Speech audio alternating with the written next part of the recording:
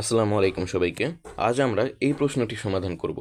দেখো, পূর্বের ক্লাসে আমরা এই যে আই নং দিয়ে খ নংটা সমাধান করেছিলাম, ঠিক আছে। আজ আমরা 2 নং থেকে গ নং প্রশ্নটি সমাধান করব।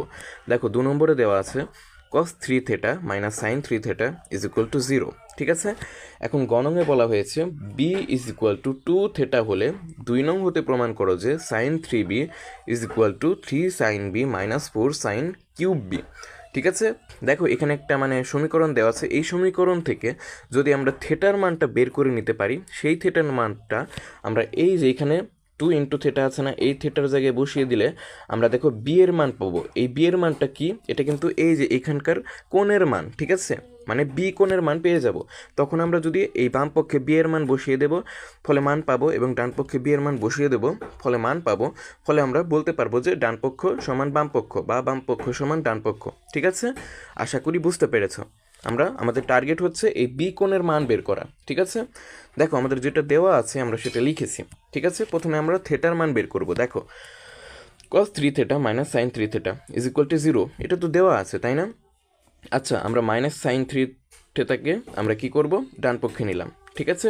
মাইনাস সাইন 3 থেটাকে ডান পক্ষে নেব আমরা, ঠিক আছে। দেখো, cos 3 থেটা সমান সাইন 3 থেটা, ঠিক আছে। কারণ কি, এই মাইনাস সাইন 3 থেটাকে ডান পক্ষে নিয়েছে, ঠিক আছে। এখন দেখো, উভয় পক্ষে আমরা cos 3 থেটা দ্বারা ভাগ করে দেব। দেখো, এইখানে ডান পক্ষে যদি cos 3 থেটা দ্বারা ভাগ করে দিই, তাহলে কি হয়? Sine 3 theta divided by cos 3 theta, কারণ কাটাকাটি যায় না, ওইভাবেই থাকবে। কিন্তু বাম পক্ষে দেখো, cos 3 থেটা আগেই ছিল, আবার আরেকটা cos 3 থেটা দ্বারা ভাগ করে দিলে কি, একটা cos 3 থেটা আরেকটা cos 3 থেটা কাটা চলে যাবে না? ফলে কি পড়ে থাকবে? এই যে দেখো, 1 পড়ে থাকবে, ঠিক আছে। আশা করি বুঝতে পেরেছো। দেখো, আমরা একটা সূত্র জানি, sine theta divided by cos theta সমান হচ্ছে tan থেটা, কিন্তু এখানে আছে sine 3 theta divided by cos 3 theta, ঠিক আছে। ফলে এটাকে আমরা লিখবো tan 3 থেটা, ঠিক আছে। আশা করি বুঝতে পেরেছো। দেখো, আমরা কি পেলাম? tan 3 থেটা সমান 1। আচ্ছা, tan কত ডিগ্রির মান 1 তুমি কি জানো? দেখো, tan 45 ডিগ্রির মান কিন্তু 1, ঠিক আছে। এখন তুমি উভয় পক্ষ থেকে tan বাদ দিয়ে দাও, ঠিক আছে। ফলে কি পড়ে থাকে? বাম পক্ষে থাকে 3 থেটা এবং ডান পক্ষে 45 ডিগ্রি, তাই না?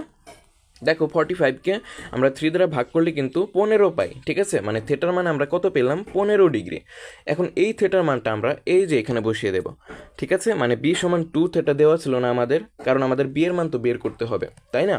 দেখো, 2 ইন্টু 15 মানে কি 30, তাই না? 15 দুগুণে 30, অর্থাৎ বি এর মান বা বি কোণের মান আমরা 30 ডিগ্রি পেয়ে গেছি। এখন দেখো, বাম পক্ষটা দেখো, আমরা বাম পক্ষ লিখবো, যেহেতু বাম পক্ষ সমান ডান পক্ষ প্রমাণ করতে হবে। দেখো, বাম পক্ষ সমান আছে সাইন 3b।